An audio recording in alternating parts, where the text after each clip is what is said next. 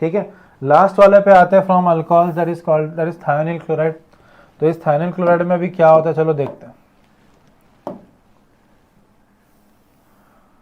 Okay, thionyl chloride के case में क्या होता है, जैसे मैंने बताया थायोनिल क्लोराइड में SOCl2 है, ठीक है, थायोनिल क्लोराइड। अभी अगर मैं अल्कोहल लेता हूँ ROH और इसको रिएक्ट करवाता हूँ थायोनिल क्लोराइड के साथ, ओके, इसमें कैटलिस्ट के नाम पर मुझे पायरिडीन की जरूरत पड़ती है,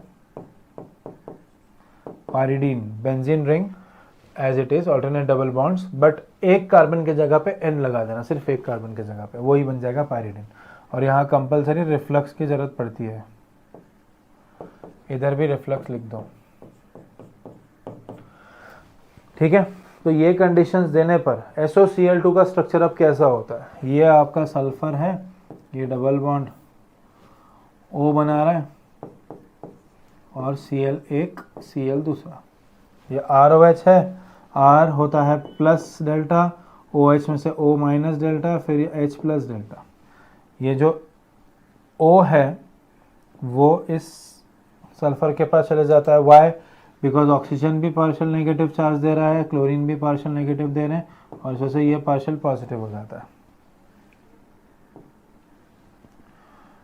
ऑटोमेटिकली।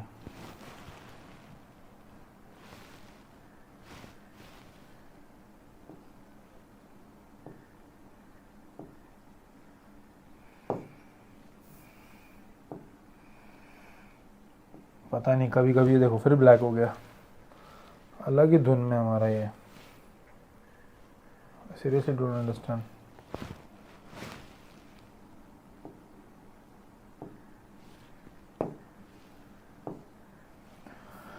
ठीक है, तो ये O सल्फर के पास चले गया, एक क्लोरीन जो है वो आ गया R के पास, और एक हाइड्रोजन जो है दूसरे क्लोरीन के पास चले गया।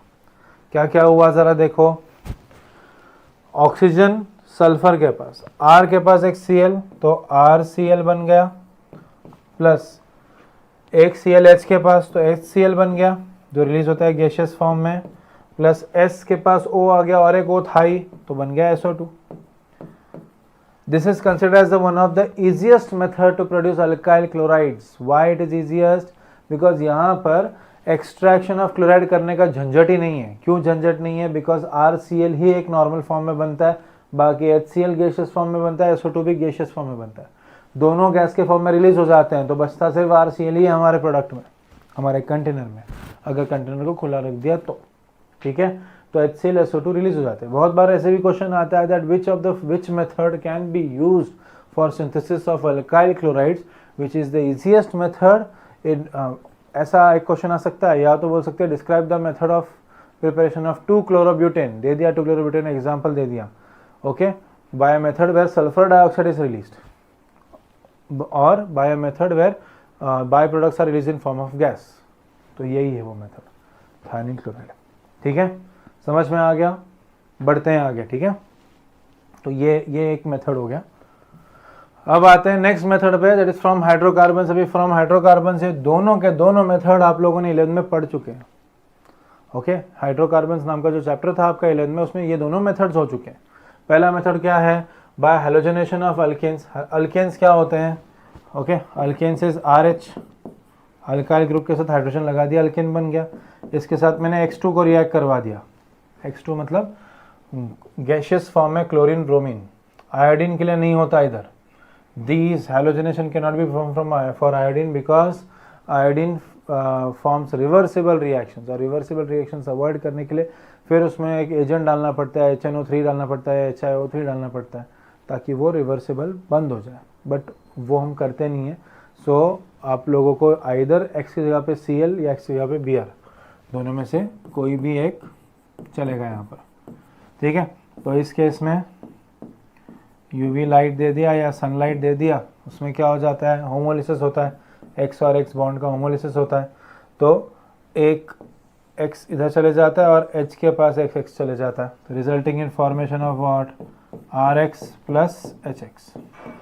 ये तो हो गया जब हैलोजनेशन लिमिटेड था, लिमिटेड अमाउंट में जब हैलोजनेशन हो रहा है तब ये हो रहा है। अनलिमिटेड में सारे के सारे हाइड्रोजन्स रिप्लेस हो जाते हैं, ठीक है।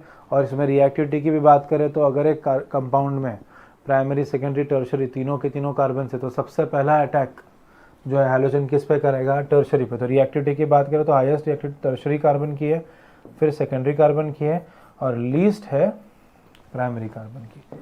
ये तीनों कार्बन्स इस तरह से वर्क करते हैं, टर्शरी, सेकेंडरी एंड प्राइमरी, यही हैलोजनेशन है।